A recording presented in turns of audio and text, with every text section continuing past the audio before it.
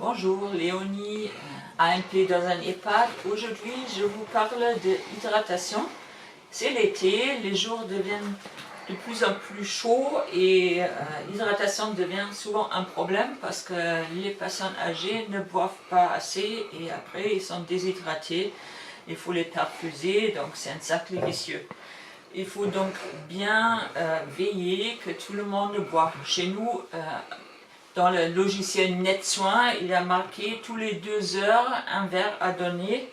On essaie aussi à midi et le soir donner 2 verres. Et après lever les personnes du lit et les installer pour le petit-déj, on donne un verre déjà. Et après les soins le matin, on essaie de donner un verre aussi à tout le monde qu'il a assez à boire.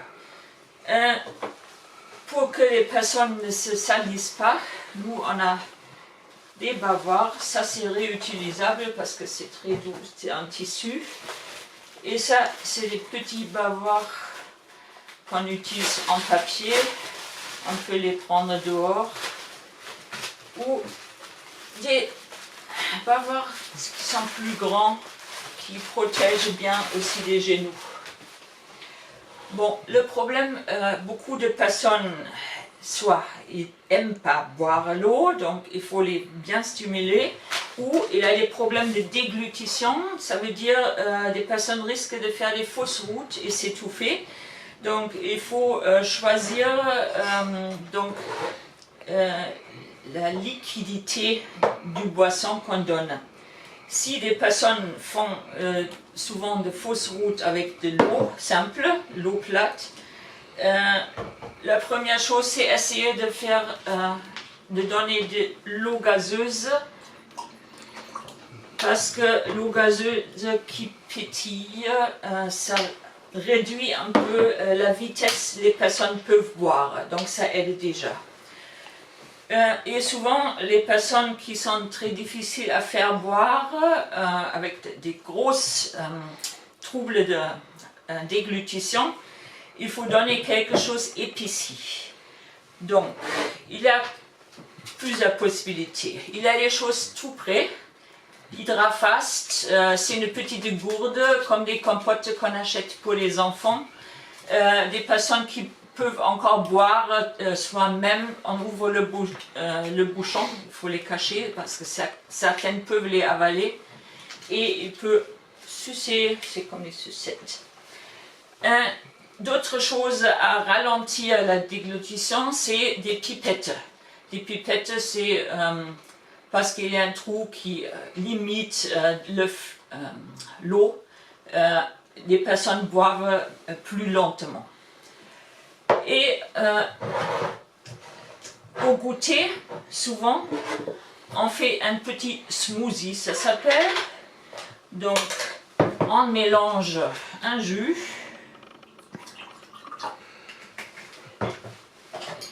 avec de la compote.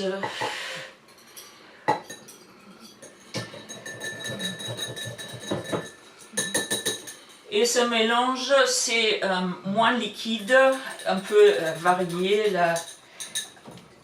on peut ajouter la compote jusqu'à presque, on peut donner avec la cuillère. Donc ça aide des personnes avec des personnes de déglutition.